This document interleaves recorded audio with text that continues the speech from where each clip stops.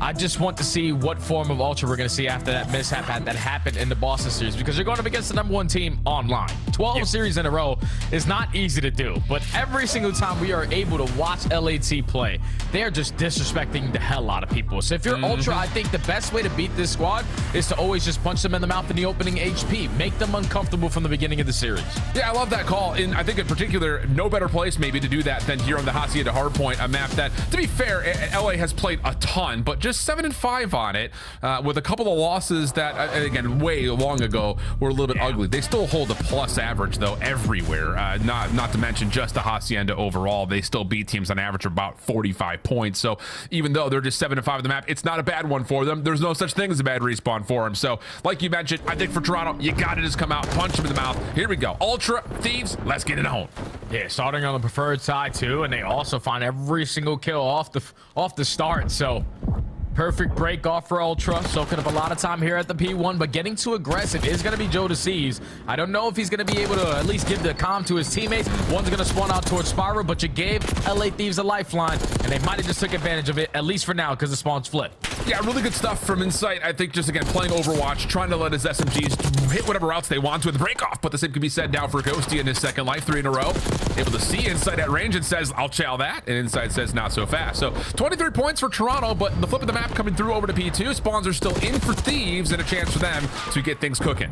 Damn, but with those kills going down before that new hill pops, what is it going to do to the Thieves on the spawn? Both of those players are going to be out, so now Envoy and Ghosty have their hands full. A big one-on-one through the front side of the HP, but now that you touch it, you get the Insight, or at least you get the Kleenex who's going to contest you.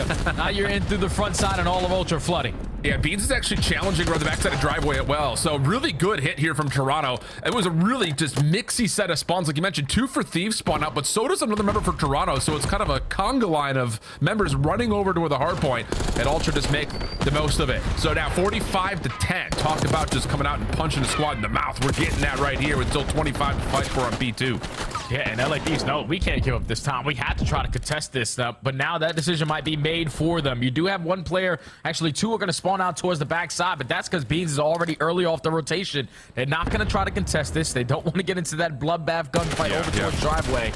So they're just going to cut their losses and find the player off the roto towards new. Now you can set up here at P3, but you need some time. Yeah, absolutely do. And as Hydra tries to escalate the setup a little bit further up towards Fire Hall, he is shut down and now coming off of a really kind of awkward respawn where he's got to be responsible for offense, especially now that Joe Deceives is making his play through. Scrap able to find one. Hydra does make good in this position for another, so Thieves will hold for the first 15, but the next hit already on the way. Oh, big double right there from Beans. Just finessing between 2 players on the side of LAT. And now that leads to the break there because you pull the focus towards Office. Now, you're just hoping that you can hold down this time or at least play keep away versus LA. Wow. But Joe Deceives already strikes for 2. Now you have the numbers advantage. Just got to trade it out. And all this time will be yours. This is really solid. I mean, when you talk about, like you mentioned, kind of playing from the backside of this hard point, this has been really good from Toronto. You put some pressure up towards Office. Your third hit allows you a chance to contest and even find a little bit of time. So the gap will be around 50 points. Rotating over to P4. Ultra will have the numbers initially. Envoy trying to stay tucked in. Finds the first, but can't create anything more. And Ultra will get the initial here at Rock. Hey. They're playing at a whole different level right now. They usually don't put a lot of focus on their rotations. That's 2 of the money hills so far in this first half.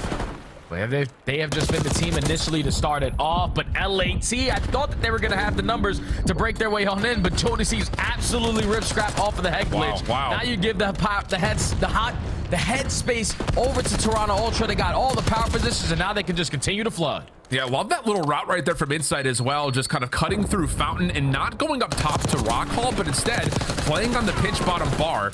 Creates an opportunity for Ultra to really dominate the backside of this hill, but not to be discounted are the Thieves, dealing with the pinch and now finding a full feed worth of kills and more beyond that. Beans able to produce onto 1 trade. Joe Deceives good timing on the pinch for another, but the scrap time looks good for Thieves, and that puts them right back into this game. Yeah, Thieves are starting to get a little bit more warmed up. Players starting to go on some streaks. You got a slow start here from Hydra and slow start at 7 and 10. Yeah, it's kind of insane to say, but we just expect a lot more from the Phenom. You're down by almost 50. You need to contest a little bit better around this P1 area. 2 kills already go your way. We're still playing keep away though, trying to contest from these top hallways, and CleanX finding 3 is only going to continue to slow you down. Yeah, off the regen, almost able to take down Hydra as well. Not to be. So Thieves will hold on to the right side of the minimap, but still lots of time to fight for over P1. And with Insight being in the hill, it does force the attention of Thieves onto the Fountain Hardpoint itself. Hydra really starting to get things together now, 4 in a row. Should be free for number 5. And now he's got himself an opportunity to kind of group up with his teammates and move back across the map again, but Insight shuts that down in just like that. 20 seconds on P1, but Ultra still holding out over towards the P2 side of the map. Yeah, Thieves don't play as safe as you would expect them to try to secure those P2 spawns. You get aggressive through Secret, you flip the spawns on its head, and now Ultra potentially run away with this game because they have the rotation over towards New, but just need a couple kills initially off the roto to go your way too in favor of Ultra. You keep it mixy, but Ultra have more bodies. They're still going to spawn towards the back. Yeah, Beans rewrapping back from that well side of fences does catch out Scrap, and that stalls out any potential early pinch from Thieves in through Spiral. And now he's the one responsible on this next overextended play from the same position. Tracks onto 1. Whoa, shots from Beans. Nearly able to lock onto Hydra, not the case. Thieves will get the break around the back. Now it just comes down to can Ultra hold from inside the hills. He jump into a Toronto listening. Okay. Wait there. No worries, no worries, boys. Shoot over me, shoot over me. I have a sub here. He's sick right now. Held out. Front times. Nice. What the fuck? Back right, left. John Lambo, left side Lambo. I fell down, bro. I fell down. What's the play? I'm on left side. Left side as well. Two. They can hit through. I think they're trying to hit through. One to me. Close me. I can help you. Is he Paco? Yeah, it's Paco. You ran away, Tiles. We 10 there. I'm looking low mid. What's up, Dark me? Oh, one shot. No, I'm dead. No one rocked. They're all hitting through. I have an extra. I went top close, top close. Top close, I'm one shot. Hey, push. Wall bang me. You're I good. can Office I can pinch it off. Dead plan. One could have spawned back. I'm dead. Let's hit the plan. I kill. Punch you already right. Nice. One in front maybe as well. Yeah, I spawn spawned back back out. Only one there. Send back out. Dude, 110 was one shot.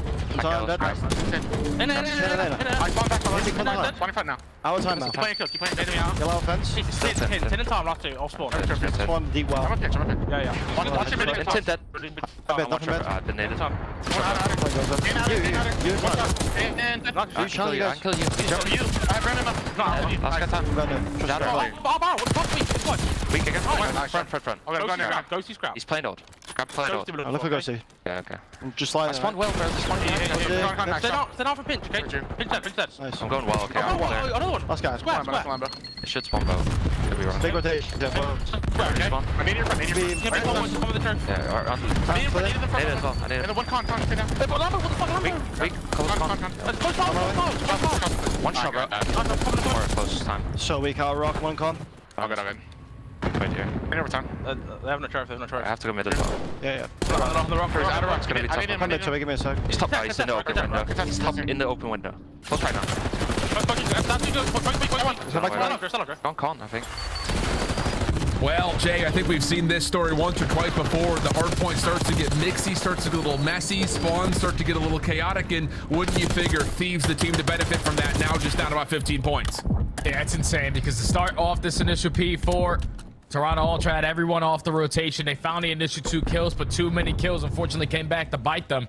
Because Hydra was able to be blessed to spawn over towards driveway, set up a free pinch, and even with a team kill coming in, they were still able to out-trade Ultra over towards the rock kill. So they're right back into this game, down 12, going into their 3rd set of HPs. And if you're LAT, let's just focus a lot more on those P2 spawns. Yeah, and that's just such a knowing moment right there, just from Hydra's perspective. You have him one shot, you have 3 different Ultra members screaming to get the trade, and he slips out, finds another kill. And in that moment, LA, dominant over the top of the windows, will now feel some security sitting inside a fountain as they take their first lead here in the game. And after Ultra, you cannot allow this game to get away from you. You started off this first set of rotations basically up by 80. Thieves have just been able to rally their way back on in. P4 has been a major part of it, but just allowing them to soak up so much time here at P1 is not going to be good. Thankfully, you're finding the kills. You're able to get them out. You still stabilize for the spawns over towards New, but now it's on Scrap. Potentially rotating through the front side, is going to get caught on a one-on-one, and Joe Deceives makes more space there for Ultra to be set up for New. Ghosty down low through Secret. Had a teammate working with him. Hydra probably asking for help here through well, but none is nearby. So Inside gets that shutdown, locks down spawns for now as we open up P2. Lead swap once again. Coming through is Toronto now. Have the superiority positions around the second hard point. CleanX shutting down Zig. How much can Insight do from the backside of driveway? Envoy trying to find the trade, but he's lost him. Now looking for help. Insight off the regen, still finessing around the backside of the stick, but Envoy finds two. That's gonna move the spawns around, but Ultra still very planted inside the hard point. Yeah, it's so difficult to break it from driveway. You have every single player there, though, if you are the Thieves, so you're just able to overwhelm them with your numbers. The break comes in at about 30 seconds remaining. Potential to be up by 4 to 5 seconds if you soak up all this time, but Inside finding a double. Now it's a 2v2 through the front. You get taken down on Ultra, still making this mixy. Reinforcements though come through. Thieves able to secure the scrap time. We're gonna have a tie game. Tally the minimap. Ultra down on the bottom left, set up and ready to go for fences, plus a couple of exit eliminations, slowing down this rotation for Thieves until Hydra may have created some space to work through up top towards Fireplace. Yeah, now you got to work this OE. You got to work around the back lines, and you will find an opening kill onto Bean. So now you have the numbers. You don't want to try to flip these spawns because you want to try to contest it and overwhelm them through their front end, but keep on trading if you're Ultra. Keep on fighting. Trying for it, but back 10 position now taken by Thieves. Inside up top can only do so much. He's gonna wait for his teammates to try to find some sort of success from the front, which Jonas Thieves provides. Inside now part of the play. And now Ghosty completely isolated inside the hard point. All he can find is the trophy system on the ground. Big moment here for Ultra. Could still technically win on this hard point, so the Thieves have to go and they have to contest rotation. Yeah, they're just playing for the kills, though. Once they get a little bit of a contest, someone's instantly going to think about that rotation over towards New, and now Toronto Ultra can no longer win here. If you're Hydra, screw this junk time. I know it's cool to fight it, but we can have the numbers off the roto, and then you die, and your teammates are falling. Not good for Thieves. Nope, not at all. It really just has to be scrapped. He finds the first, but CleanX gets the trade, and there's not going to be anyone else nearby. Woo, fireworks here in map number 1, but Toronto doing exactly what you asked them to do, Jay. Come out, absolutely set the tone. They do so in the first set of hills, and the lead just too much to surmount for LA. That's greatly played right there from Ultra, at least on the first half. Growing that much of a lead with Thieves starting to play the comeback. You were making sure you were doing at least the early things correctly. From P1 to P2, every single time they had the spawns. When they lost the spawns or got broken into by the Thieves, they cut their losses. They rotated over towards P3 and were always the team initially to start off with the time. And that truly was the story of the game. Just Ultra being a lot better off the rotations. They are 9th overall on this map compared to the 12 teams that we have in the CDL. They usually hate to rotate in HP in general, but a couple rotations make your job a whole lot easier. You get your players say up. Obviously, you got a couple SMGs who bail you out of certain situations. Big time, had multi-kill after multi-kill. 24 non-traded, 3K damage. And if you're the Thieves, that was real sloppy, man. You usually do not see them play like that, flipping spawns when they're unnecessary, just running around to try to play kills to potentially get the gun. He needs a little bit more warmed up. That needs to be better from the Thieves, and I expect that to be better. Yeah, I think the VOD review there is let's just focus on that second set of hills, because really the first set you do a really solid job of, again, doing exactly what you need to. Winning out on P1, finding rotation to 2. You contest really nicely from the front at 3. 4 is, 50-50. But then when we get to that second set of hills, you kind of even heard it in the comms and you called it out like Beans and said like, oh, I just lost the 1v1 on Old. That was at P2 and the rest of his team was already over to New. And I think in the middle of that P3 to P4 rotation, kind of the same situation starts to occur where a little bit lost maybe on direction in terms of what Toronto want to do. And that's where Thieves will punish you for making kind of some decisive mistakes in terms of where are we going, what are we hitting, how are we controlling spawns, and that's how the game gets tight. But Ultra, I have to say, in that final P3 to P4 looked really solid, really clean. That's exactly what you wanted to see from this Ultra team, who continues to be really good in hardpoint. Oh yeah, it was perfect, man. They win the rotation early towards P3. They're able to hold down the first wave, make the second wave scattered, and by the time you get down to the third wave, there's only one player still trying to contest you in Hydra. So you know it's a 3v3 off the roto, and your teammate on Old wins that Old gunfight, and at the same time you already find the second. So you're in the man advantage at the Old HP, you're in the man advantage off the rotation. Everything was going right there for Ultra. And LA Thieves, just a lot of mistakes there in that opening HP. Now need to bounce back and then search and destroy. And thankfully for them, it's Hacienda, which I think is their best S&D. So you're good if you're LA. Yeah, Toronto, I mean, it's one of those situations that, again, looking at the numbers, they're always going to be one-sided because you're playing up against Thieves. I mean, just to kind of put it in perspective, they've now lost Hacienda 6 times out of the 16 total hard points that they've lost. So again, it's just like, put that into perspective. These guys don't lose all that often. But for Toronto, that's exactly what you want to do. Put yourself in a position to come out, win the opening hardpoint, set up this series to go a little bit longer than everyone else at this time when it comes to playing with these guys online. It's been 3-0s, 3-0s, 3-0s. I will say, kind of looking at the statistics, yeah, for a certain level, you look at the Hacienda Search and Destroy, it has been a trusted source of success for the side of the Thieves.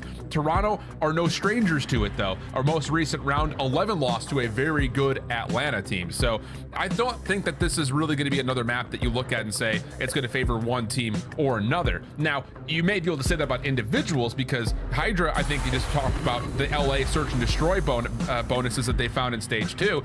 He's been able to keep that up in stage 3 as he ranks first across the board when it comes to every single mode KD that you see here, hardpoint, Search and Destroy. Yeah, he's just been given all the opponents that he's played so far this stage B2A, just in every single mode. S&D, he's averaging a kill per round, 1.8 overall KD. HP KD is unbelievable. This guy is just hitting the right time. I wonder if he's still like 85% right now, you know, a little deeper in the season. He's probably at like 90. But in that map number 1, he was about 50. So Paco, turn it around, brother. Yeah, looks fair. Also, just to kind of put in perspective, you know, when it comes to talking about both of these two squads who are set up pretty nicely to be in the upper bracket for Major 3, in particular Thieves, regardless of the result here, the rest of their schedule is LAG and then Carolina. So based on the damage that they've done to this point, a win here would pretty much guarantee them a spot in the upper bracket to make it done based on how the standings are starting to shake out across these Major 3 qualifiers with only 5 games to play. In the mix also with that, keep in mind that Miami's actually currently at the top. They're disgusting. With Vancouver. So weird to see that's kind of come through. But yeah, we'll see if both these two teams can make an argument for a top seed based on the result here.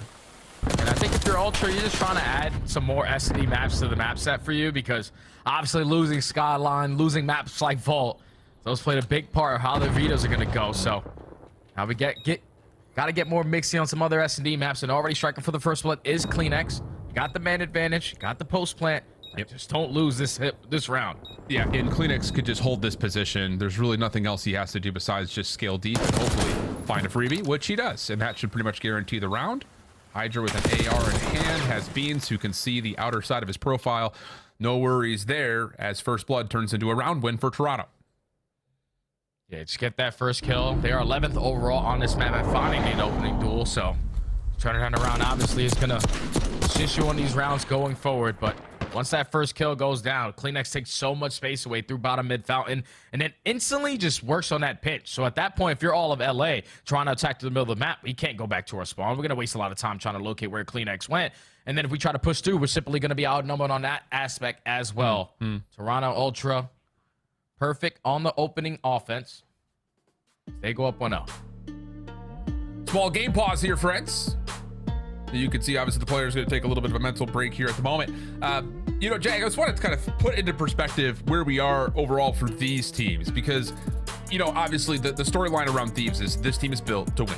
Have to have a championship, I think. Otherwise, the season will feel a bit like a disappointment. You can talk about minor too if you want to, but regardless of that, Thieves are built to win a world championship, let alone major championships. And again, I think there's a level of them finding so much success online. We heard it in interviews. Sometimes they don't know what to do when they're playing from behind. So do you get any inspiration for playing weaker maps just to hopefully be able to talk through those things again? Because at the moment, everything's been super comfortable for Thieves. Yeah, I think you just got to face some adversity. And already it's this series being down 0-1. You haven't been down 0-1 since you were at the majors. So you just need to be battle tested. I feel like when you have such a star-studded lineup the way that they do, you're just expected to win. But the last time that these two teams matched up was on LAN, was for a top 3 placing, and Toronto Ultra walked all over them on 2 protocol respawns. They also handed them their very first protocol control loss of the season at LAN. So this is going to be like just one of those matchups where if you're Toronto, you know that this is one of the top dogs. We just have to consistently stay strong in the respawns to contest with them. But if you're LA, I think it's good to lose a match here too, because then it's like a wake-up call. That's the biggest thing. You need wake-up calls sometimes when you're that good. Yeah, I mean, how often do we hear it, whether it be, you know, guests that pop on to things like The Flank or in post-game interviews or, you know, other specials that we put together, where the people that are surrounding around these teams, like, we don't want to go flawless in groups. It just seems to be some sort of a curse to come through perfect, and then all of a sudden you show up in a major and those things don't come true again. But while we're waiting for the map to restart here in the Search and Destroy, how about the addition of Super? And, you know, it's a story that I feel like obviously has been talked about quite a bit, but this is a guy that we've been watching at Challengers for so long. And I think the thing that's really curious about the story of Super, especially when it comes to compared to playing with the other Spanish rosters before they got back to the Pro League, was no one wanted to play with him because they thought he was just playing for kills. Seems to still be working out okay. He's got a 1.6 KD in the Search and Destroy. And he's obviously done the same thing when it comes to the respawn. Yeah, hell, so you drop a 16 versus Optic. That's always a good W, boosted your stats a little bit, but nah, just a big shout out to Super, man. Obviously, ever since he's entered the lineup, Miami have looked completely different. They look a lot more consistent. Whenever we talked about the Heretics, it was about Rencore, it was about Real. If Meadows can be inconsistent, because sometimes he's on and off, and then Lucky was just lackluster sometimes. But bringing in a guy who can consistently put up those numbers in every single mode, now you got 3 guys who can slay with the best of them, and it's realistically just relying on if Meadows can be still consistent. And recently in their matchups, he's been unbelievable, and that leads to the entire Miami Heretics being unbelievable. Going into their major, you got to be feeling good, but all right, we're back in. Thieves still down 0-1 on the offense. All right, lock in here, friends.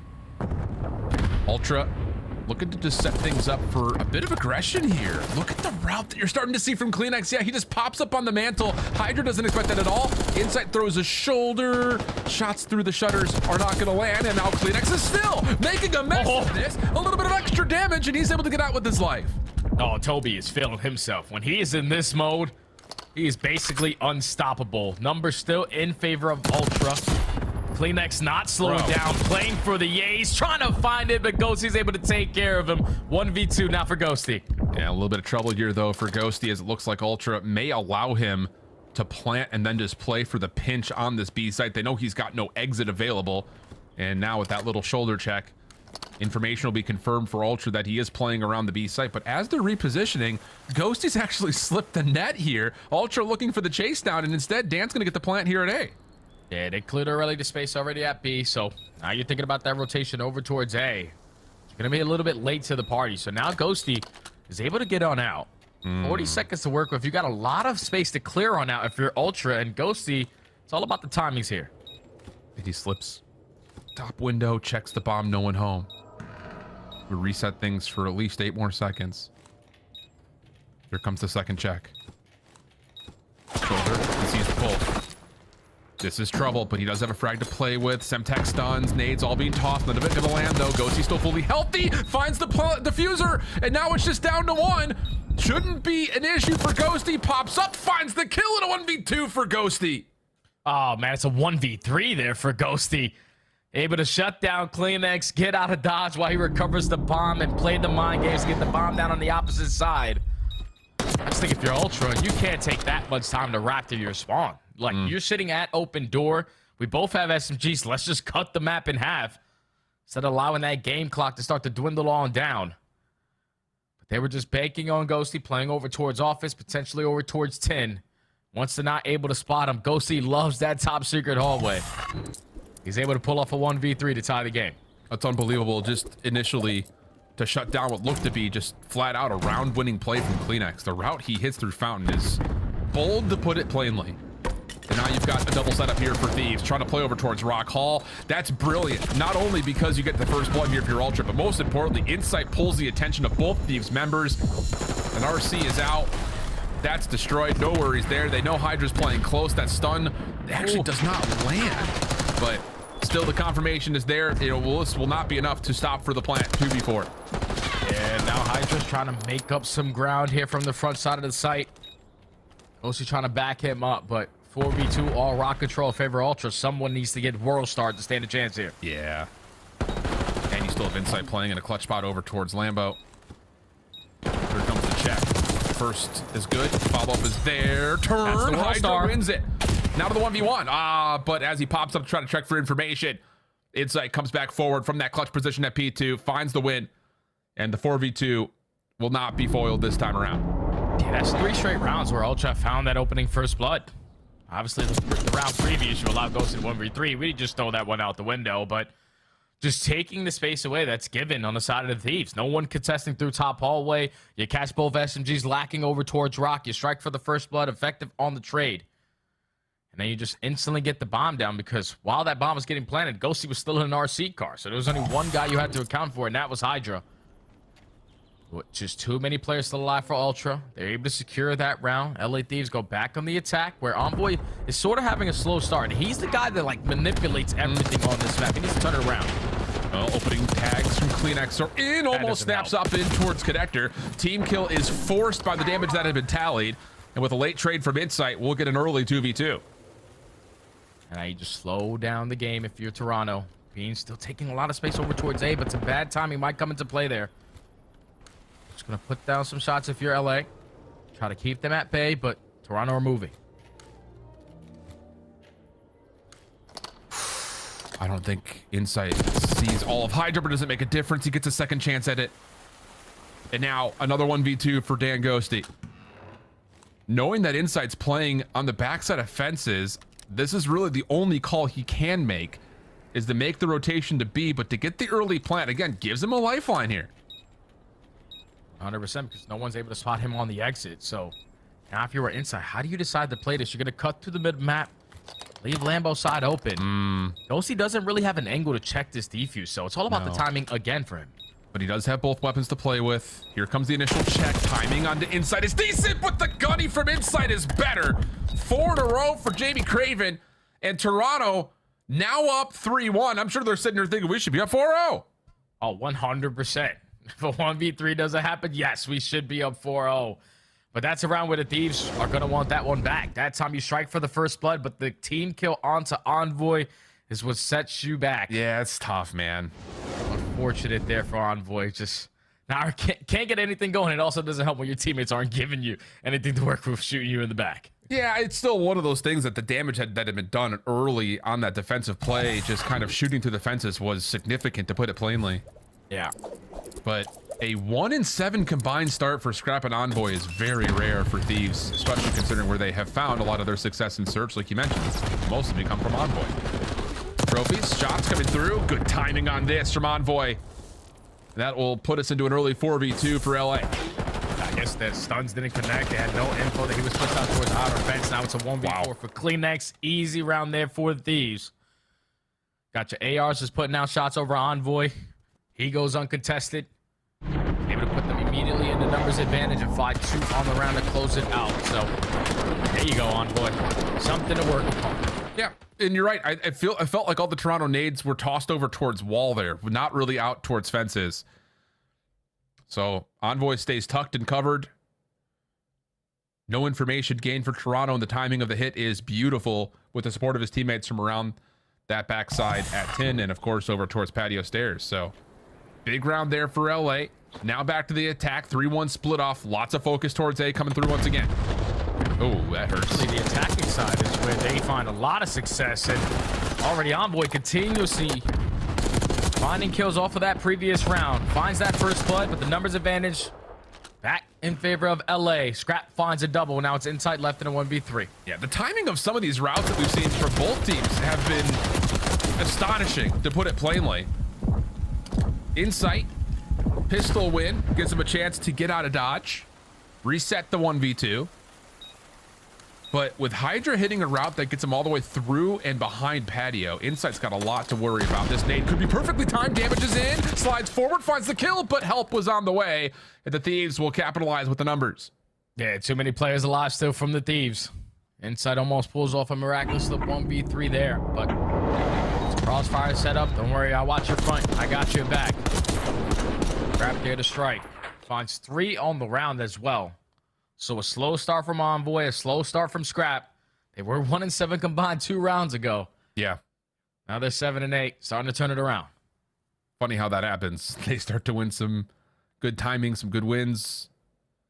Turns into success, as it often has throughout this stage and the stage before. Joe Deceives just 1-5.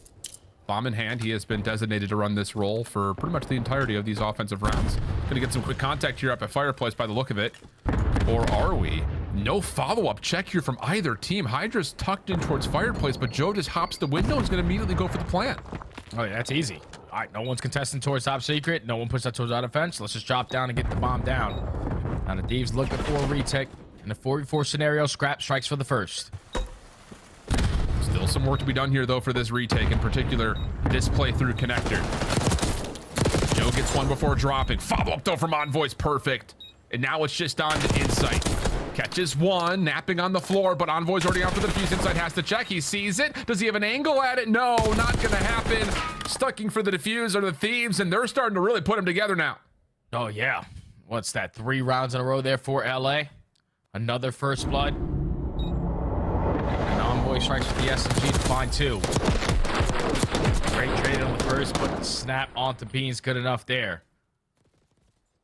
Retake perfect from LA to take the advantage here in the search and destroy. And now you have to try to match that tone if you're Ultra. In the early rounds, it was CleanX just running up the middle of the map, finding a lot of success in the first blood. He's been getting taken care of early into these rounds. You need him to activate again. A little bit of a different look here for LA. I'll say this is a similar defensive setup that we had seen the round that CleanX hopped up through Fountain, but that's not happening this time. It's just both SMGs playing over towards Rock on the follow-up into the top halls. And everyone stays alive, but keep your eye on the minimap. Number 2 in red, Hydra's already making a play through A, and if he can just stay in this position, this should be a very easy rotation back for an A plant. Yeah, I would love for him to just stay pushed out towards 10 because now you know an RC car is getting called in right next to you. So let me find the free first blood onto CleanX. Yeah. That's so tough. And the entire time all of Ultra are stacking over towards B, the plays on the opposite side bomb down. Yeah, this is almost an impossible situation for Ultra. You cannot re-wrap back through your spawn. You have to try to hit this through fences and either top window or connector while still worrying about Hydra's position as he wins another. Joe deceives seat up top. Easy work for Scrap.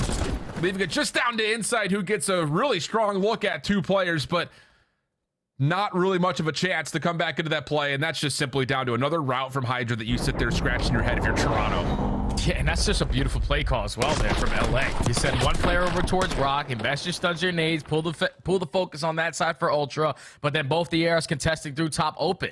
That literally is 3 players to account for, and all of Ultra put all their reinforcements on that map. On that side, you even had CleanX invest in RC to potentially shut down that B push, but the entire time the play is developing on the other side. With Hydra taking all that space, gifted the first blood with CleanX investing on the RC car, and then just breaks him down to close out that round. Game point for LA. Yep. What a turnaround from Envoy. From 0-3 to 6-4. Scrapping the RC. As we got a little bit of a derby going on over towards the A side. RC's passing one another. Scrap trying to see how far that RC from Toronto is going to move. And Insight will just kind of hold this to watch over towards connector and kind of keep control of back fences. And here comes the rotation from the Ultra offense. Yeah, but you're thinking all that RC car pressure. You probably want to work this bomb immediately, but Hydra's able to strike for the first. CleanX responds, though, with 2, and now he's just trying to get out. Yeah, the thing is, Hydra sees this jump out window, so, well, I was going to say maybe he just finds timing to find the bomb planter, but Envoy doesn't pinch that correctly timing-wise. And just like that, it's Toronto with the numbers. Hydra gets a look at the member over towards the backside of fences. He knows that Insight's watching over his bomb planter. Stun check over to connector lands, and Hydra's going to just finesse and reset this. Oh, and this is a big one-on-one. Got the French Phenom going up against the Tissue. Both of them tend to be issues at times, but we're just dueling it out, waiting it out. CleanX, the advantage with these shoulder checks. Timing and wins the gunfight. We'll see at least another round as CleanX just doesn't bother to re-wrap, doesn't bother to play for window, trusts his true sense of holding the corner and his ability to snap up if needed, and it works out perfectly for him. Yeah, that's truly like your best chance of winning a one-on-one versus Paco. It's just like playing a corner and allowing him to run to you. Because anytime that he catches you mid-sprint, he's most likely going to put himself in the advantage in that gunfight. So CleanX said, screw that. I'll just sit nice and tight, wait for you to run into me, and he's able to secure the ace and secure the round there for his team. So we asked for Toby to get activated, and he gives it there. Yep. Force an extra round. Now he's got an RC car to work with as well here in round 10. Instead, it's just a pop through the door and a look over towards the opposite windows. Kleenex, he wants to battle. Hit markers are out, but everyone stays alive. 4v4. What's the positioning here of Hydra? How aggressive do Ultra decide to play it? Hydra's hearing all sorts of things around him, and now he catches inside with a nade in hand. Knocked down to 50 HP. It does not matter. Able to get out with your life, and now the play is on the opposite side again. And the fact of the matter is, in a 4v3, you can trust that your teammates are going to be able to hold the post plant while Hydra just continues to be a rogue agent on the map. And you can see what Toronto are worried about. You've got members looking on the flank. You've got members looking over towards Fountain. They can't commit to this retake because they don't know where Hydra is. No idea. They have to try to locate him. You know he's trying to set up for a pinch play, and Jodeci's able to find him. 25 seconds. You still got to go. But Envoy Ghosty provide what they need. A late cook nade for Jodeci's not going to land, and as he tries the challenge, he's taken down. So a hot start for Toronto. Again, I'm sure they're looking at those first 4 rounds. They wish to be 4-0 up, but a technical 1v3, a true on 1v2 for Ghosty. Gets one away for Thieves, and then they put 4 in a row together before Toronto eventually respond. And a lot of that, again, just coming down to the fact that Hydra is just a mystery on the map. Dude, that guy's way too hard to account for. Like, the one time you see him at Spiral Steps, all of a sudden he's top plat. You're just like, how the hell did he get there so fast? For real. It doesn't make sense sometimes, but Hydra just doing Hydra things. 9 non-traded kills. He was the X factor, at least to start the game, but everyone started to come alive after Ghosty's 1v3. Envoy had his moment. Scrap found success in multiple first bloods.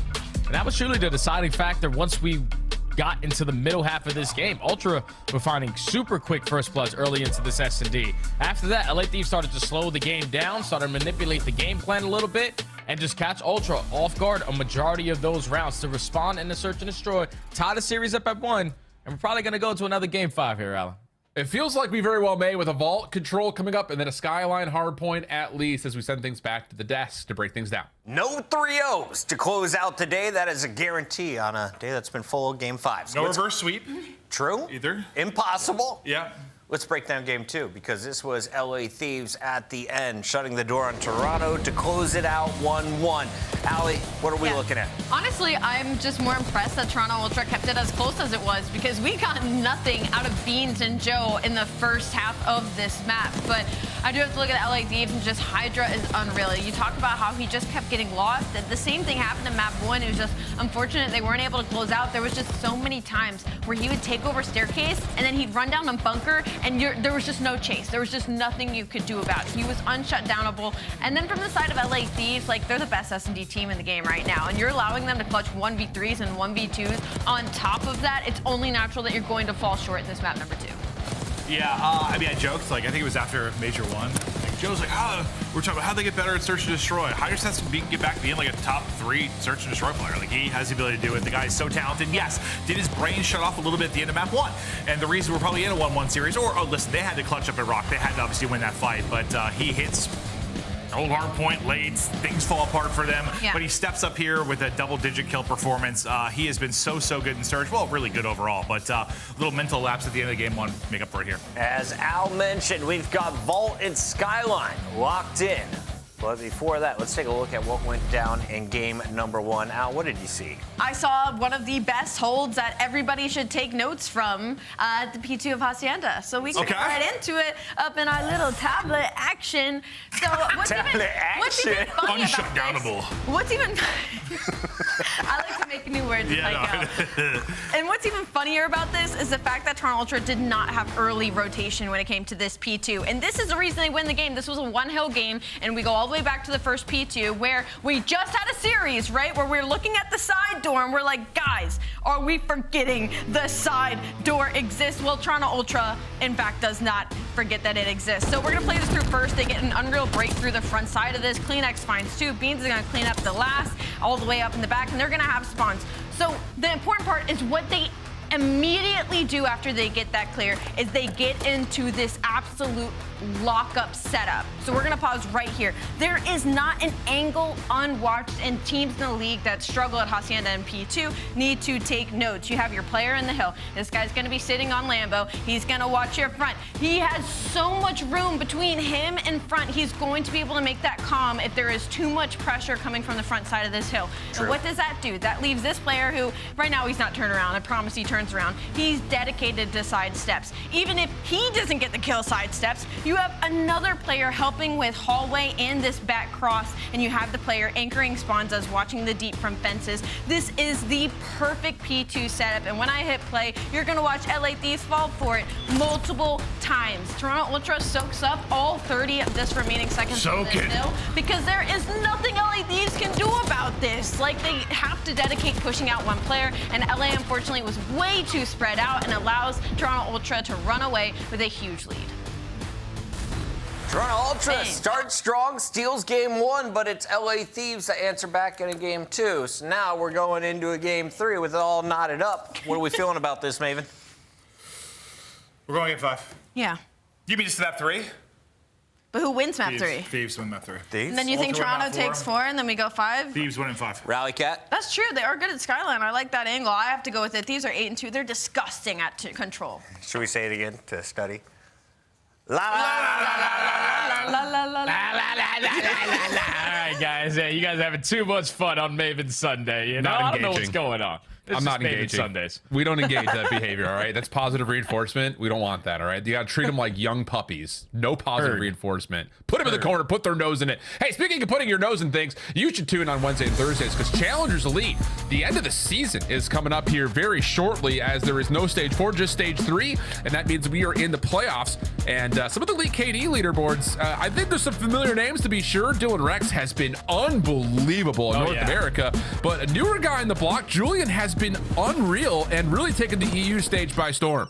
Yeah, I had a little bit of time to sit there and watch Julian in his matchups on the EU side, and it didn't matter what weapon he had in his hand, SMG or AR, he was just putting down shots. But other names that obviously stick out on that list is Afro. I don't know how he hasn't gotten his call up back to the lead because Team Notorious on one end for the EU side and Omen Brooklyn on the other end for the NA side potentially have a chance to win 3 times in a row. I don't know if it's ever been done, but these guys have been dominant in challengers. Don't think it has. Eric Boom also in the mix in terms of another name that we know. The other one that you can kind of go back and look at that leaderboard, Mamba, guy that's never seen the league, never really been talked about. You might know him as Big Head back in the day. He's been great. Other things, big shout outs, College COD. CCL playoffs have been happening this weekend, and the St. Clair Saints make it to land as a top 4 positioning, as well as with Northwood Blue, Oklahoma Christian, and Fisher College. Some of the guys actually that have been good in the elites also play for all 4 of those teams. So if you're feisty and you're a college student, you want to play College COD, definitely hit me up. We'll figure it all out. But outside of that, you know, I think the biggest thing is just tune in on Wednesdays and Thursdays, right? We have a lot of fun, and this playoffs has been electric thus far. Like Jay mentioned, both in EU, Team Notorious trying to go for the 3-peat. I'm at Brooklyn on the North American side trying to go for the 3-peat. And well, for a little bit Brooklyn, I've said it once, I'll say it again. I don't know if it's Rafi, I don't know if it's Coach Ricky Atura, I don't know if it's Joker, but that support staff continues to find champion rosters, and that's after their teams get picked apart by the CDL. So yeah, it's unreal. Insane. It's insane to look at that Omit organization and just see how much of a success rate they have in challengers, regardless of what the roster is looking like. And it has to be due to like just the system that they have. Like everyone that's come into that building, everyone that has played underneath that organization, they have found success. The only one that hasn't really found the success he's looking for is Craze, because he's the only one left from that original Omer Brooklyn squad who hasn't got called into the big leagues. But we will get into challengers on Wednesday and Thursday. Make sure you tune back in. But still in this series, tied 1-1, Ultra versus Thieves. It was Ultra opening up with the opening HP, and then Thieves responding with the great search and destroy after going down early in a couple rounds.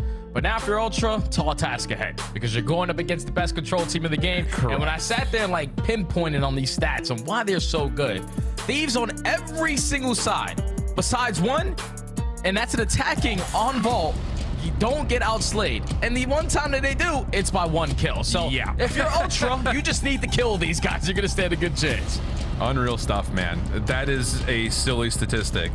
And this is going to be maybe a career year. I don't want to say too soon, but this very well could be a career year when we look at this Thieves team and what they did in Control as being one of those type of combinations that show us that being dominant in map 3 leads to being dominant overall in the CDL. But can you have that conversation if they don't win championships? That's the other part about that. We'll see. Let's jump on into the Vault Control, the reset here at a 1-1 map count. It's all about the break off here. If you are ultra aggressive as hell in the middle of the map, Joe said, screw the nade. We're just going to eat it. But unfortunately, you eat it and you're weak in HP. Thieves already take a lot of space away. You're able to at least stabilize by finding 2 kills of your own, but that leads to a clean 4 dead. Now Thieves can get pushed up. Steve's working on a route shutdown. Scrap avidly picks that up, and that will put a full-on respawn reset here to Toronto, spawning behind P2. This is going to be a very difficult next 30 seconds or so for Ultra to work out of. Queenex opens the door right into the waiting arms of Hydra, and that will shut down that play and begs the question, what else is in store here for Toronto? Because at the moment, it just feels like individuals trying to feel things out, including Insight, who has found a kill and put himself up into top art. Yeah, but that setup right there from the Gage is so damn perfect. Everything cut off. You already had a player pushed out towards ammo. Someone watching the OE. Someone watching the vault push through. And the only one who got through was Inside, but gets nothing done over towards top art. Now with 30 seconds left, you need to win some gunfights through the middle of the map. But Hydra already striking. Yeah, and off of the reload, he's good for 5 in a row. 24 plays up against 17. Momentary pause on the B zone, with Beans just finding a way to get himself onto a point, but yikes. This has been as deadly as you could possibly imagine in terms of an opening round. Ultra struggling to even get out of spawn, let alone see a zone. Yeah, you just gotta kill these guys. It's just so hard to kill them. They are finessing their lives to perfection. Players who are pushed out towards spiral spots are just not allowing those free deaths to happen. And now Ultra end round number 1 without a single segment, potentially with the final push coming in. Yeah, absolutely nothing. Thieves dominate in the slaying, dominate in the map control, and now have the heavy advantage. Yeah, bless you, Hydra. You just went crazy that round 1. Look, I think there's a thing too, just to kind of put it into perspective, like having a good break off is one thing, but how quickly LA are able to manipulate Toronto spawns to force them behind P2 is unbelievable. It really is. Like, we've seen really good breakoffs on vault defenses without question, but to be able to force Ultra into the worst possible situation in the first 15-20 seconds, that's the definition of clinical, my guy. Yeah, that's why they're smiling. They said, wow, that was way too easy. We go 2 for 2 initially to start in the gunfights, but then we find the final 2. We already take arc control, and now they're instantly forced to work the overextension. And for teams who don't understand that, for people who don't understand that, go back and watch that round 1 and see how many actual team pushes Ultra had after that break-off was lost. And they might lose another break-off here. Yeah, they maybe had 1 team look after the initial break-off, and they may only have 1 here, like you mentioned. Only a single death in this offensive break-off for Thieves. 4 for 1 that exchange. And Scrap, who just repositions the top gold, makes sure that the pinch stays safe. So 2 ticks are done. Thieves know the next hit has to come from the front. They clean that up, and you're going to get 2 minutes and 15 seconds and 28 flipping lives to try to get the B zone. And they're already here. They're already at the B zone. So if you're Ultra, you got to iron up, clutch up in these gunfights. You go 2 for 2 in the split, but Beans from top bar is the safety net. Shuts down that first approach there. Great shots to take down Scrap long distance. 6 HP. He's able to shut down that push, and now he's got to reset. That is immediate cause and effect, thanks to Beans up top at Art. His whole team coming off respawn. No routes to hit, except for the previously captured A zone. But Beans continuing to light him up from a distance allows the SMGs for Ultra to play aggressively forward and make sure that a little bit of time gets taken off the clock. And on top of that, good efficiency in the kill feed. They're down just 1 life after essentially only finding 2 kills in the first 45 seconds. Yeah, and that stalled out a lot of time there for LA. Now all tied up in lives. Beans, your turn to reposition over towards top ammo. He is on 4 in a row. Now you're banking on your team as a clutch up through the spawn. Thankfully, Joe Deceives is able to find one. You're still making it 2v2 for the fight. But you have a player going on a pinch and envoy. He's going to break them. Yeah, they know he's here, though. Yeah, I was about to say, Ultra had 1 member spawn Art, and then Kleenex, or probably Joe Deceive, spawned all the way back towards P4, so they knew someone was hitting that route. They pick it up perfectly. And now you're dealing with a 4 life advantage, and that clock that was at 2:15 is down to under a minute. And now if your Thieves are going to waste time just clearing out your base, thankfully both those kills go your way without anyone dropping. Now Joe, this is your time to fill that gap. The timing might work out to perfection. Not able to clean up a kill though. So now everyone on your pinch is accounted for. You just got to win gunfights to the front of your LA. Cleanax just holding on to this palm tree best he possibly can. Nade tags and Scrap finishes it off, and this is very typical for Thieves. Being able to find one breakthrough, trying to find one way to get onto the zone. Kills from Envoy decent, but numbers still also here for the Ultra. Up top, Ghosty, big win. First tick done, second now being accrued as it's a double stack that's on the point. Yeah, but Cleanex to the double doors is able to find a double. Joe to seize. Now you're sending in the reinforcements and they clear the point.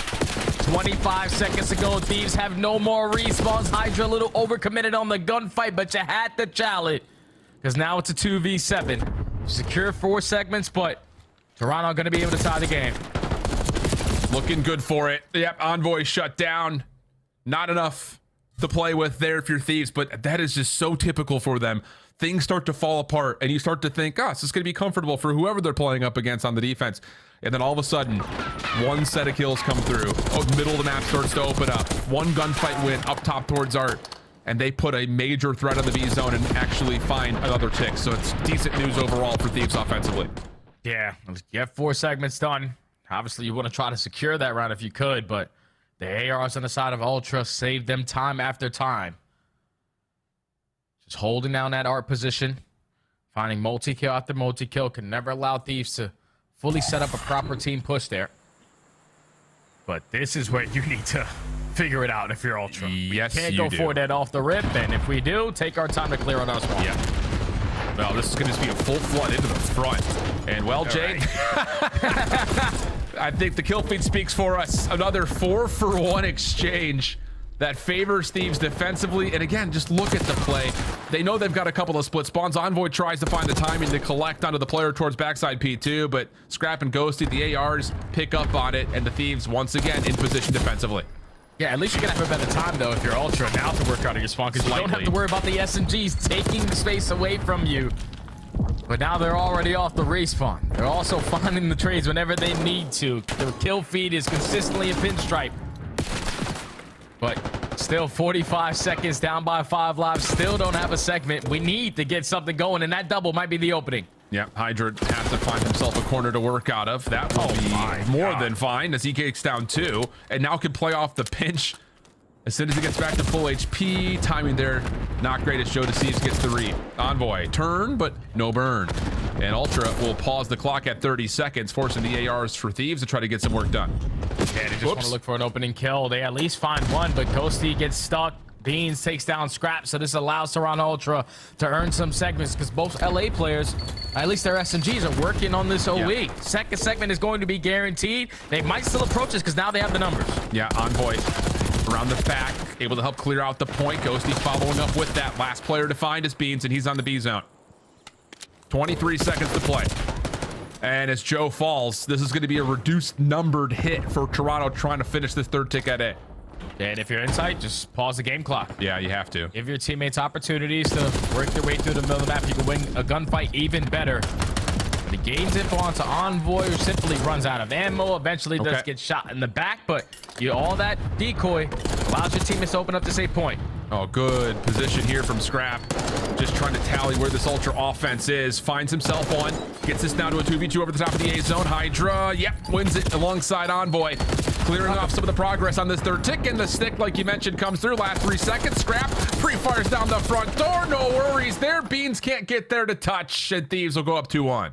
Every single time, man, the Thieves get a perfect break off. They stall a lot of time. You basically have a minute. Always when you're spawning on your attacks, their break-offs are basically perfect. Yeah. At least if you're Ultra, you secured a couple seconds there. It's basically going to guarantee you offense if you do go to round number 5, but you're still down by 2. Yep. But at least you had a little bit better of a performance there, yeah? I mean, yeah, that is some silver linings for sure from UJ. And there is the final post-mortem stick out of Hydra as Cleanex was starting to get to work. And honestly, if that stick doesn't come through, Toronto get the extra 60 seconds, and that life count was a slim margin. So not often we get to see a retrospective stick that saves a round, but we got it there. Hydra kind of missed on this diving board route before. This time, not going to bother with it. Just try to play her out. Inside seen this, though, as this is all designs for Thieves to try to hit B first. 100%, because the ARs are already taking a lot of space away. Hydra is forcing their attention towards the OE, and now you already have a lot of space in towards Art. Ghosty, unfortunately, the timing doesn't work out in his favor. So Toronto able to shut down that initial push, but just drawing them on that side of the map opens up A. Still some players they need to find, though. In particular, Insight on the long flank, as Joe is actually able to find 2 from the front. So that should make Insight's flank guaranteed, and so it is. Hydra looking for a route. Kleenex gets a read on it, though. So Hydra will just have to get to work just trying to play his life and see how much of a distraction he can be for the defense. Yeah, I think if you're Ultra, though, just disregard him. Like, screw Hydra. Let him roam into our spawn. Let's just push up and spawn kill everybody else. But Beans is able to find that kill, so no worries. Let's just slay our way through the front, but the 2 initial kills don't go their way. The 3 initial kills don't go their way. And now LA Thieves are going to stack this point. Yeah, in Hydra hitting a bit of a route over towards B Street, he's going to get the read that Beans has pushed forward. So if you're Thieves, you know what to be conscious of as you try to finalize this A zone. And Scrap, nice timing on this route, but caught with the knife out. Kleenex able to best him. Ghosty hanging on, looking for the contest. Hydra working with him. The SMG's doing a nice job to this point, and Ghosty 3 in a row gets the extra 60 seconds and the 4th elimination in a row. With a life lead, here come Thieves, trying to make their way quickly to B.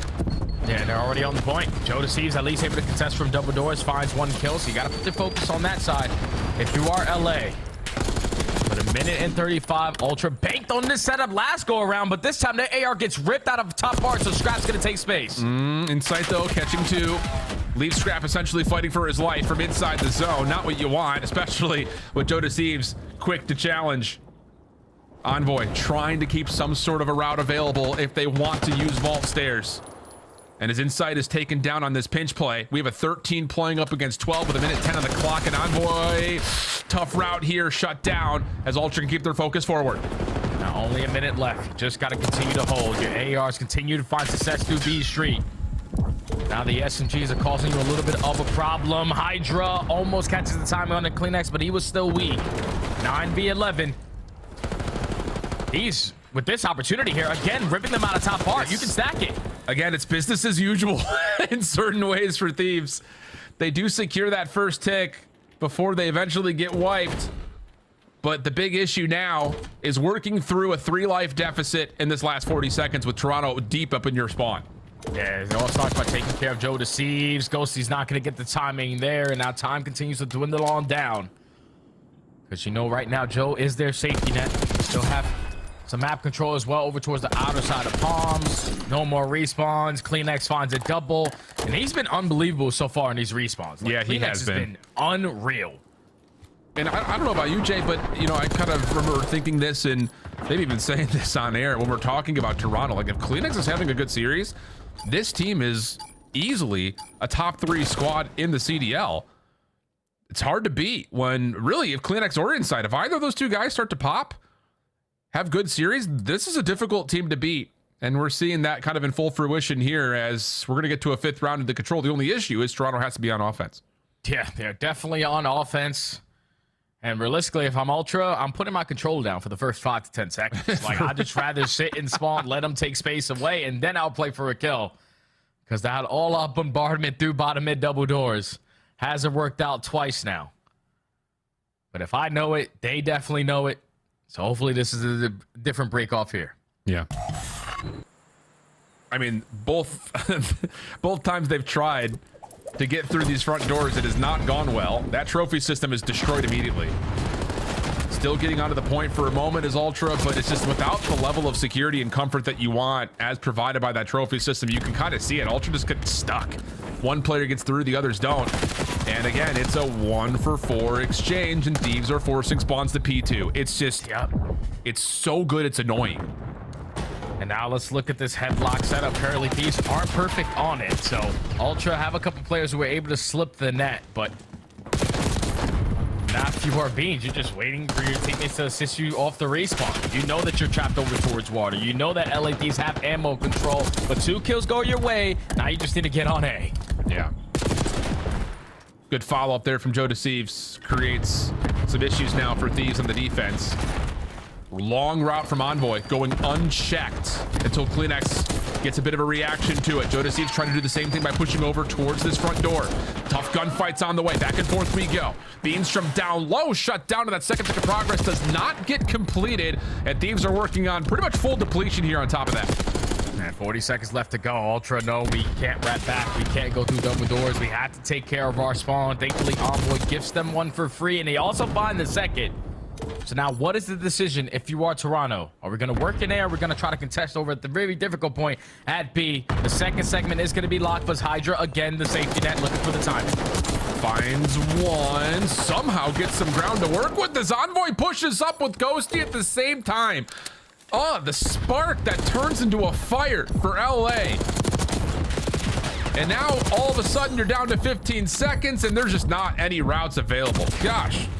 Anytime you see the word control come up in a series, Steve's team is the last team I want to see on the other side. Oh my goodness.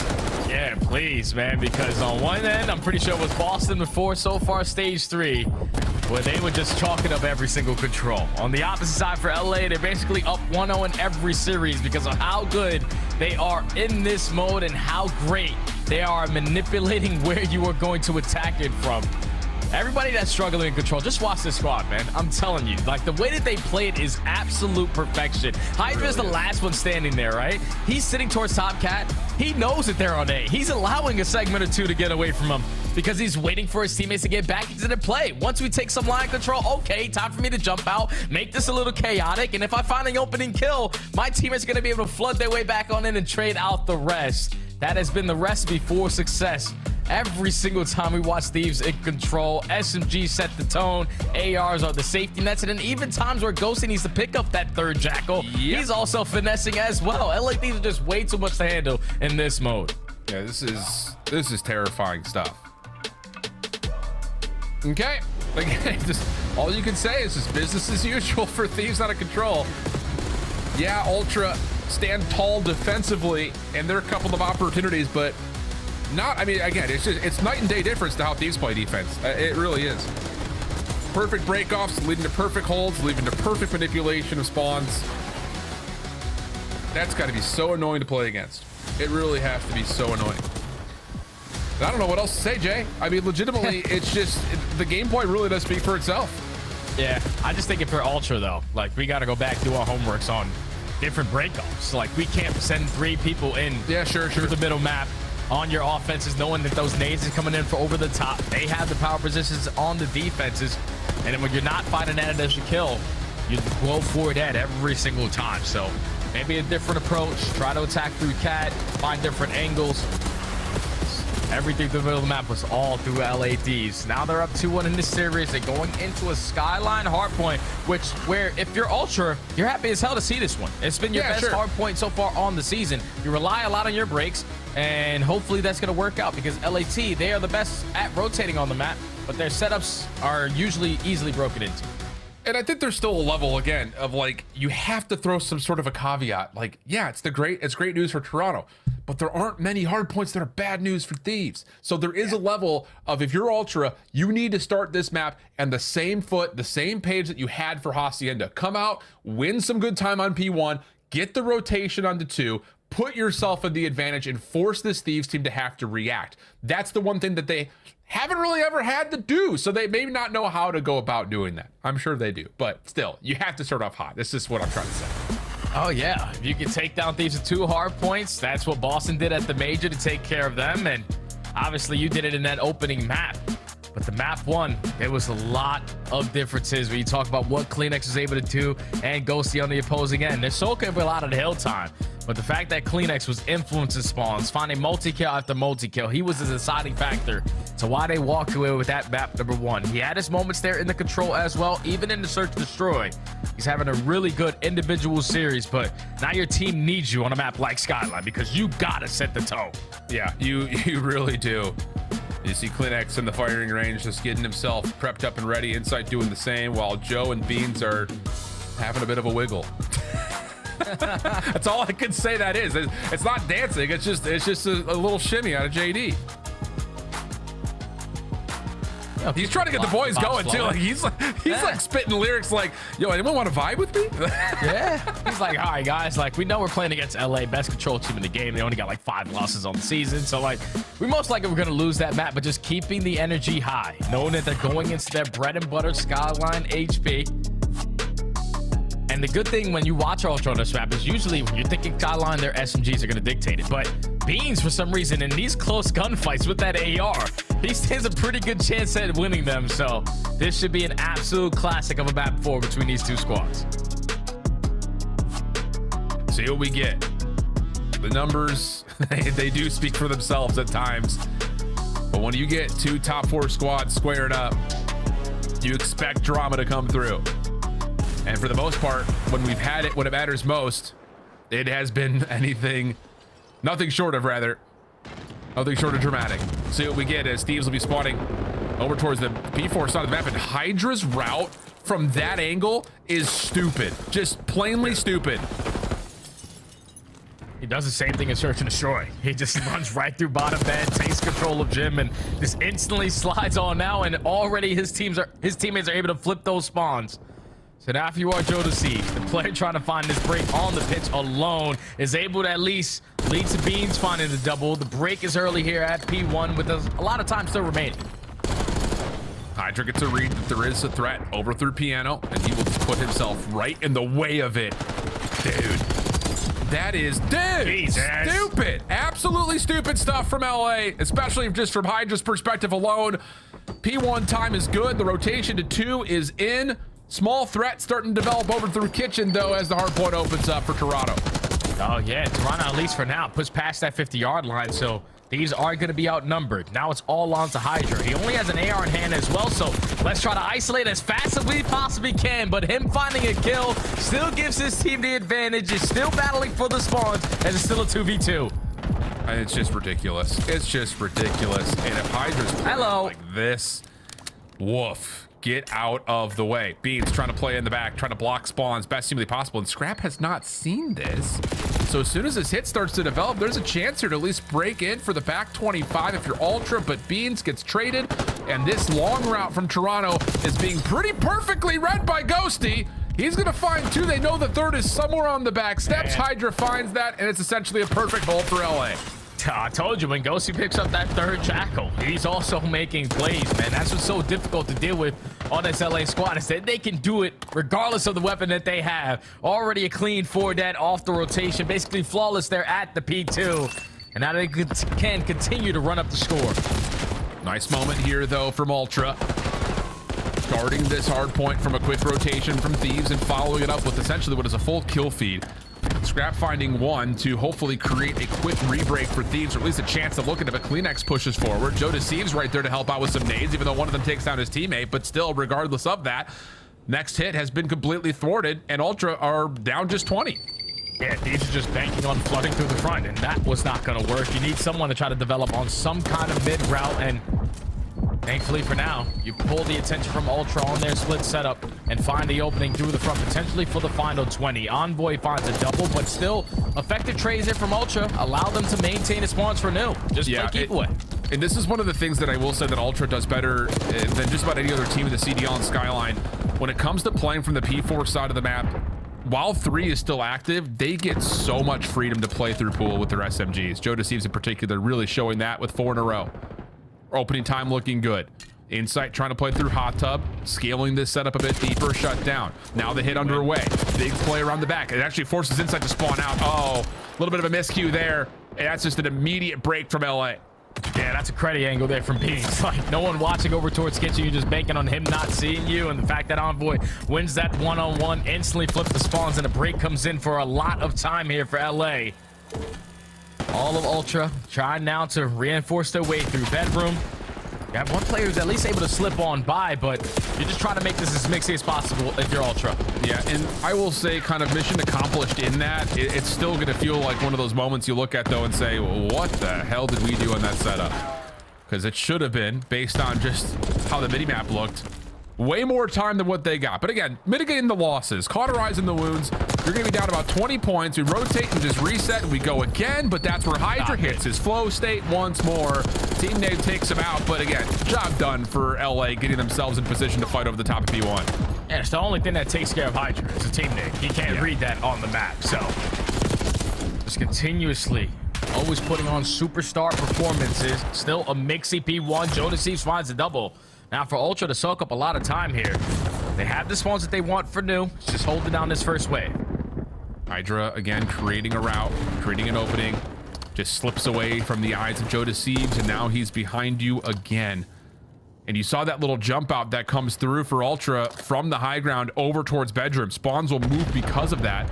And Ultra look a little lost here. I don't think they fully realize what's happened. I don't know if they ever saw Hydra, so now you're trying to play cleanup and recovery, and it's not looking all that good. So yes, Ultra have the lead, but work to be done here as we open up P2. Yeah, work definitely to be done to at least win the rotation over towards new, but at least you give yourself some time to work with by soaking up a majority of that P1 time. A 10-point difference. New Hill just pops. Can you put yourself in a position to block that spawn? No, you do not. So Thieves still have the numbers in this situation. Yeah. Just down to Joe Deceives. How much does he choose to challenge? The answer is everything. Making the play towards back stairs. Traded. Spawns will still be good for LA. Lead swap once again. Thieves now in the advantage. Envoy just body buffs with Kleenex. Play through piano though leads to a mantle for insight. And now Toronto once again have gotten in from the front. Their breaking on this map has looked really solid.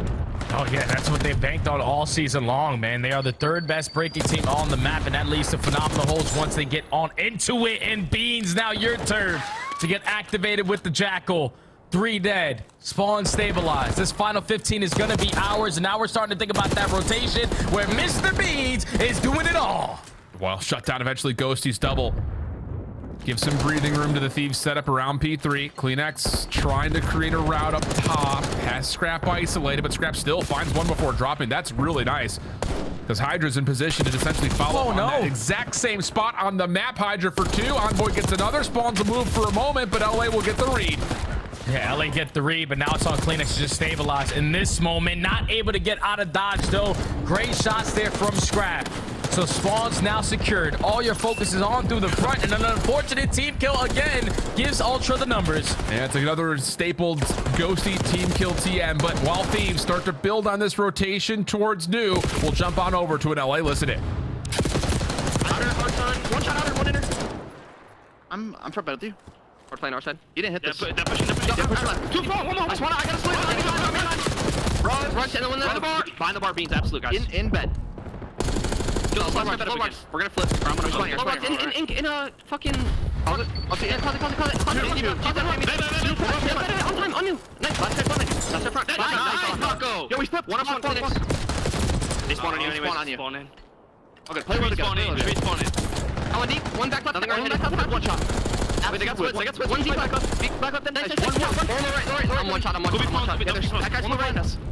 Look for front. Yeah, I'm playing front. In the back. Couch is weak. I bet, Ernie. Fight the back. We're good. Between deep. Couch. One shot. Nice, another one. No, absolute. All right, work a break. I'm backing up now. He's gonna be on P1. Yep. Kill this guy P1. Top AC first guy, Beans. Nothing P1. Keep break on, Jamie. AC. Got it then. Nice. Top AC holding bed. I'm gonna cut front here. Let's do the spot. Let's do the thing front. We can't top AC. On time. I can kill AC. Right top one shot. Top absolute. And 2 on town. 1 in bed. Alright, play together now. Play together. Rugs. Nice, good job, guys. Nice. We can 60 new. We're in the ground. I promise. Yeah. Stun in low bed. Is someone up under? AC. No. AC dead. No. I get top. Could've got it under. I got top one. I got it. I have under. Phone logs. They're streaking. Can you shoot it or no? I can't. In the closet. I can't shoot it, but. Okay. I died. Who in closet? 3 rocks. 3 rocks. Jim, out. I rope Jim. Front. No, Jim and bed and Jim. Jim. Front Jim. Under you. We're all spawning bed. One's gonna be quick better AC. It's inside. Thing. Have you? Nothing AC. Give me a second. We're pitching. Give me a second. Please give me a second. Not going AC. AC Beans.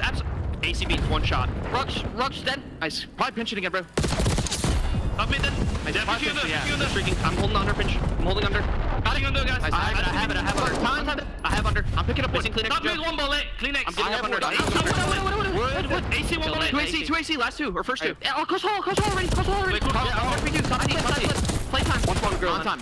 Okay, on time in top P2. He's not top P2. We're spawning out still then. Well, it has to be on you. There's two on you. Clinics is zip. Clinics is zip. Going top T. Top T. One more top T. One AC. AC dropped on time. One with piano. He packed it. You kind of heard it in the comms there, Jay. LA kind of chalking that back 15 on a very weird P4 just due to timings of spawn, saying we can get new, we can get full time here. Doesn't fully come through. Now they have to break to save the game. Yeah, that has been the difference so far of this game. It's just you find too many kills at that P4, and the first person that spawned in is your teammate, and that allowed Ultra to still have those back spawns for that money hill. Now they only need 20 points to close out the game. Jodeci's the only player alive on this side of the map, so now you're forced to finesse. You take care of him, and now LA Thieves can still keep themselves contested in this game. Yeah, and they should know that they're missing one on this hit. Just comes down to finding insight, and that kill from Scrap's perspective will give all the information they need. Envoy caught throwing nades to front door, though. The hit from Jodeci is going to open things up. Kleenex following up, and that may be just enough to get this thing over the finish line. Ultra not able to win here, but they're going to be darn close. And in a couple of hard points coming up where you can choose from leader's advantage just to finesse and try to find those last 5 seconds, you feel good about Ultra's chances of putting this game away.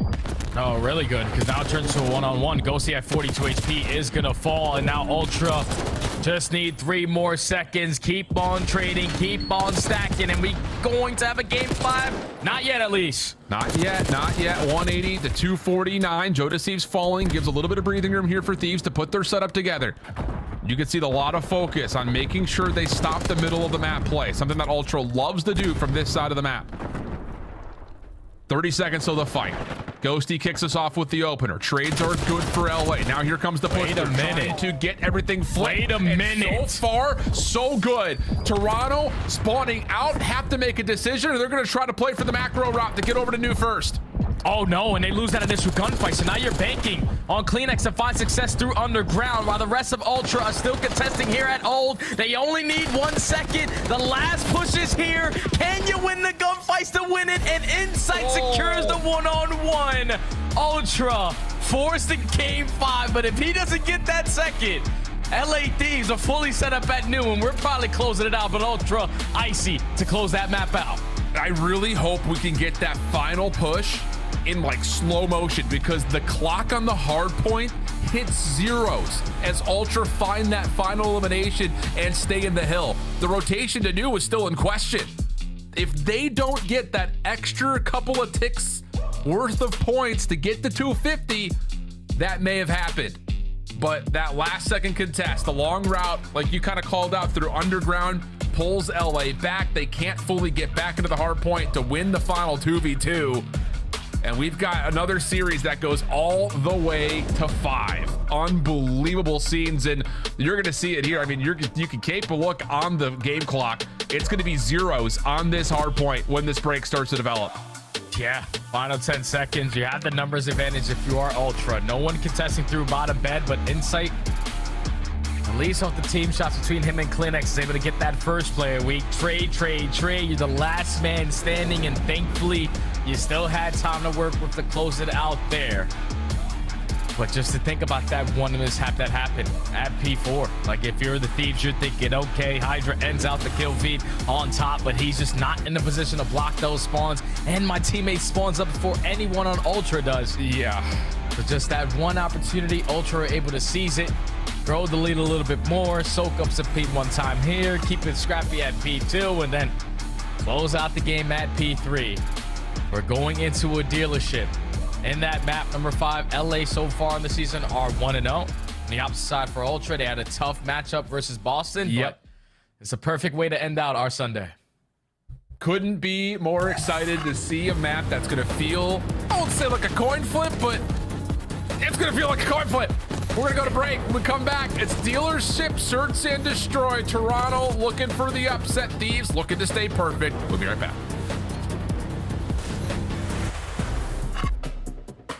The Esports World Cup is an official partner of the Call of Duty League. Upgrade your game with the SCUF, the official controller of the Call of Duty League.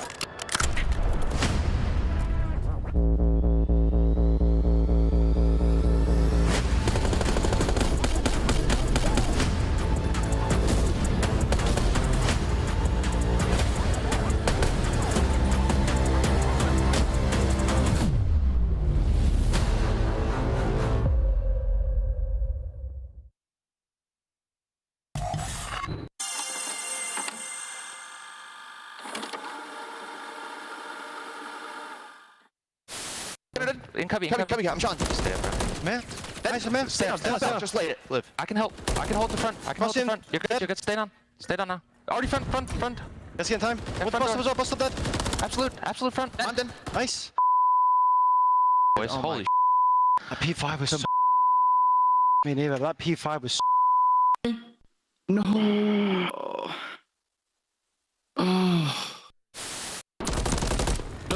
Cerca del... El otro tiene que estar por el under, creo. Going alley. No en el Eli,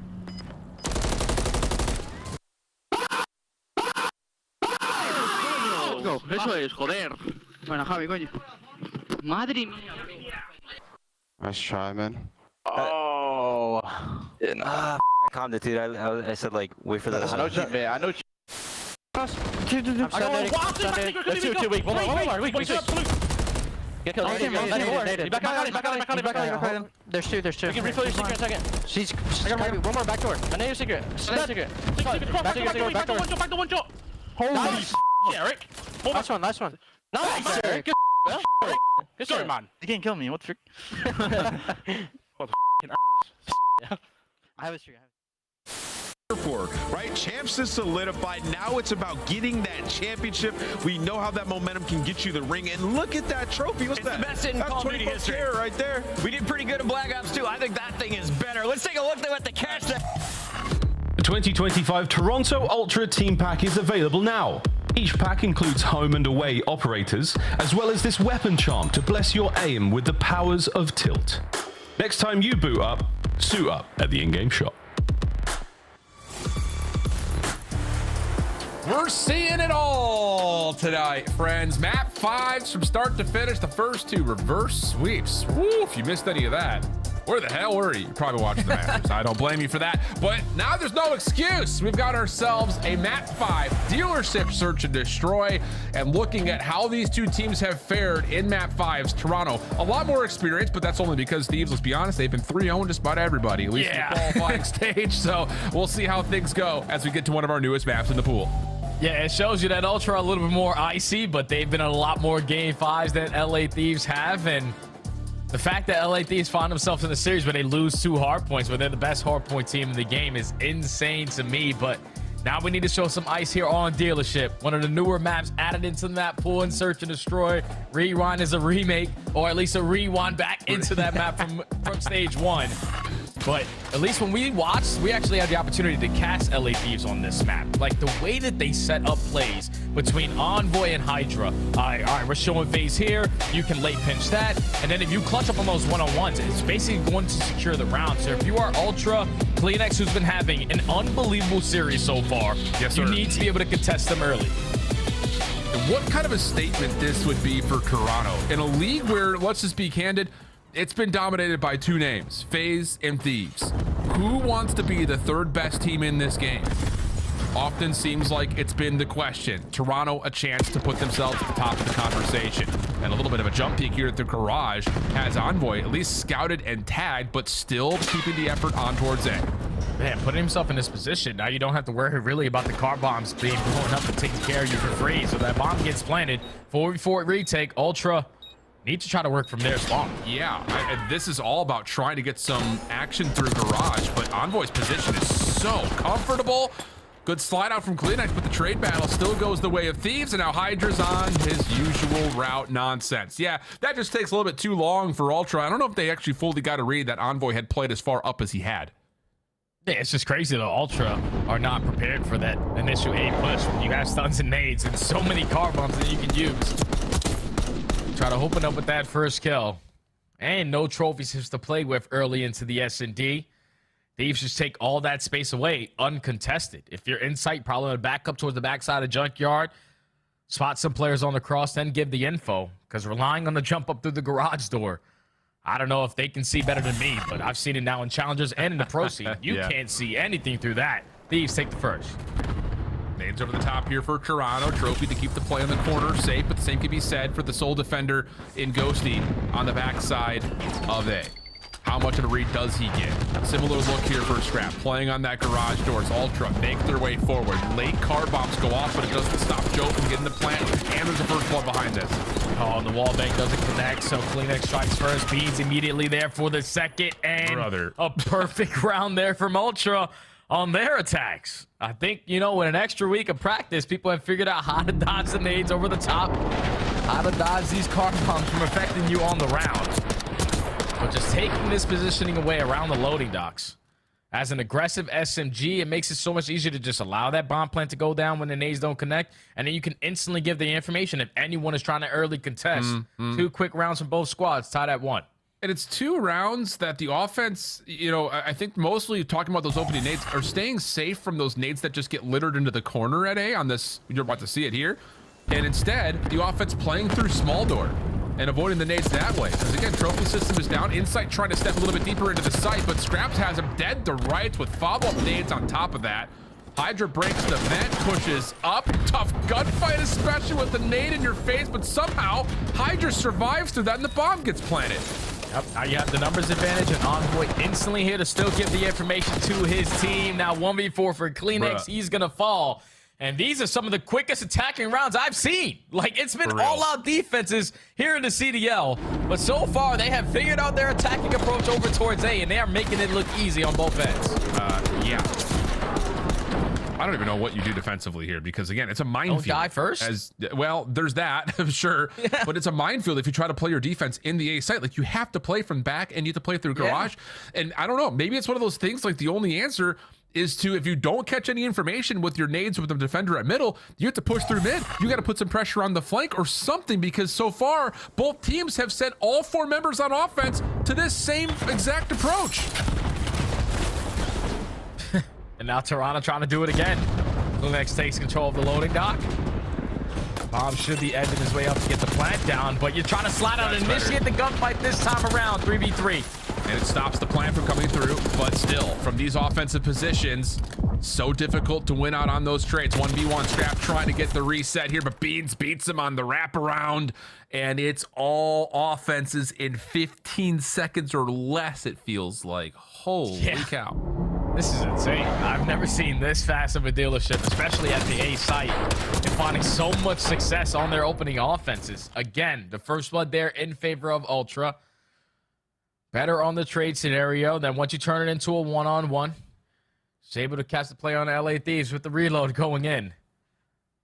It's just too much aggression on both ends. Who's going to be the team to secure the first defense is probably going to be the answer here. Okay, a little bit of a different look here from Thieves. Looking for some pressure through the middle of the map. They're still sending Envoy up and towards small door here.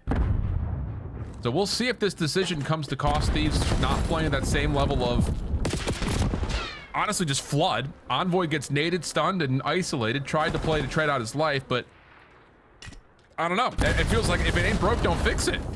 Yeah.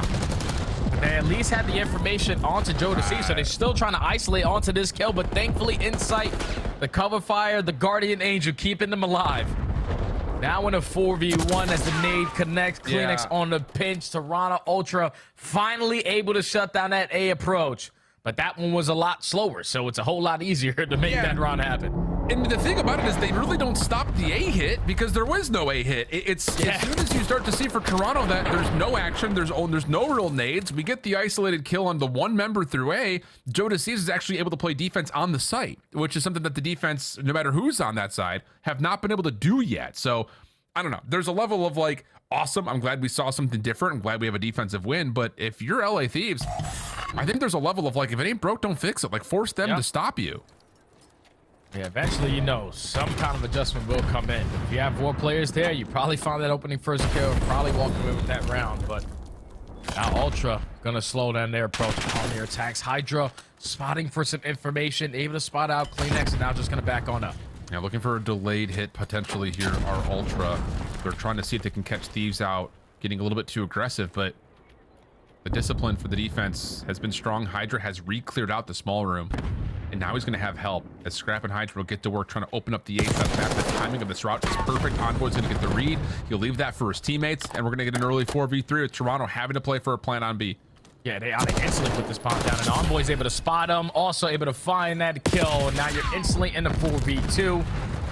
Information again that they're over towards the arches, but just play your numbers here. Yeah. It looks like it should be good for Beans. Yeah, nowhere to go. Okay, so both teams in their third attempts down the attack say we're sick of seeing the A site, making an argument for the map maybe overall for being in the pool, not just being an A site bang out, but both offenses fall short after they change up the tactics. Yeah, just slow approach there from Ultra. The delayed push over towards B. The only reason why it realistically doesn't work is because that player gets isolated on the pitch. He was just trying to draw the attention over towards A side, keep a couple players at bay, but he's got to read that he's the only one here. So you can attack from middle, we'll pitch you from the back and find that opening kill. And then once you shut down an initial A push, you know the play's coming in towards B. So all tied up at 3, inside spotting on the backside of A, and this time not a single player from Ultra in a position to contest this A bomb again. Yeah, and you're leaving Hydra on this long look towards B, so maybe an opportunity for him to find some timing and play up. And oh! Little car blows up big car. Story of round number 7. And now it's just on to Hydra to play with the timing of this pitch, but he gets shut down. And Beans, yeah, sets off a chain reaction heard around the world. Yeah, little car blows up big car is insane, man. That's greatly timed right there from Beans. Earning himself the RC, telling his teammates, all right, we're going to use this to retake it. And I was curious to why Ultra didn't send in an SMG to try to contest it. That's because they had the RC sitting dead solid behind one of those blown up cars. And then just strikes at the right time for the opening double. Back-to-back defenses there from Ultra. Slim advantage by 1. Unreal. Just say what you think, chat. I know you're going to have words for that. RC car out again. Little car blows up big cars. This time, not to the same level of success that Toronto were able to find, and Scrap getting pushed off this angle has to resort to the old-fashioned explosives. But Hydra already in vent. If his teammates from the front side of the site can cause some focus to go towards them, he may be able to stop this plant, and that might be the opener there. Oh, they strike for the first blood, too, and now if you're Hydra, you gain the info and just able to get it on out, keep the numbers in favor of LA. Scrap with an extra shoulder still knows that they are here. Sticking now for a secondary look at the plant. Joe deceives just enough help to get the bomb down. He will fall, no eggs allowed. Envoy trying to just create focus again because look at the flank. It's just, he's everywhere. He's everywhere all the time, always. How do you beat that? It's just so tough, man, especially when you're gifting LA Thieves their first blood. Like, you have the numbers advantage. You know that you're in a 3v4. We have to put a lot of focus on finding the kills in front of them. And when you get overwhelmed through the front, you're forced to play those trades. That's what allows Hydra to set up that pinch, find a free double, secure the round there for LA. But it's all off the back of Scrap finding that opening kill. If he doesn't do that, you can't start off the trade effect, and you still can't be in a numbers advantage. But they do it to perfection there. Tied up at 4. A crueler over game 5. This time these are going to switch it up. Crashing through the middle of the map. Stunts connect, and now we back out. Just showing a little bit of force, seeing if maybe they can pull the defense around the map just a touch. But again, because of the delayed nature of this play, you've got a defensive player tucked in tow. What is this timing from Joe Deceives? No, can't turn it into 2. Beans, though, at range, able to at least follow up and find another kill. That's a gunfight Envoy probably doesn't expect to win, but happy to have it, and we got a 2v2. Oh, and this is the most crucial round of this entire map. 2v2 now. Essentially the play coming over towards B. Both players from Ultra just spotting. These are just stalling out time.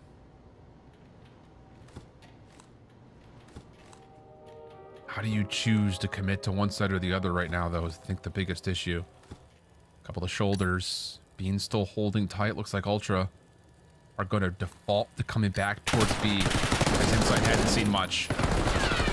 Here comes the double chow. Not going to work. Just no way to break through. That's what I'm saying. Like, these delayed hits, and we talk about this a lot on Challengers, Jay. So, like, the longer you wait, it feels like the more difficult the map becomes offensively. And kind of another example of that there. The crazy thing is, I thought that they played it perfect. It's just the fact that Joe Deceives was the last man standing in towards court and is able to get out and get one before falling. Instantly shuts down that play call. on the side of LA because they're thinking, all right, we have court. Ghosty's already by the bomb, but now we have to play for a kill on Joe. And once we get that trade, Ultra are most likely already rotating their way towards this position. So that's gotta true, slow yeah. down the game again.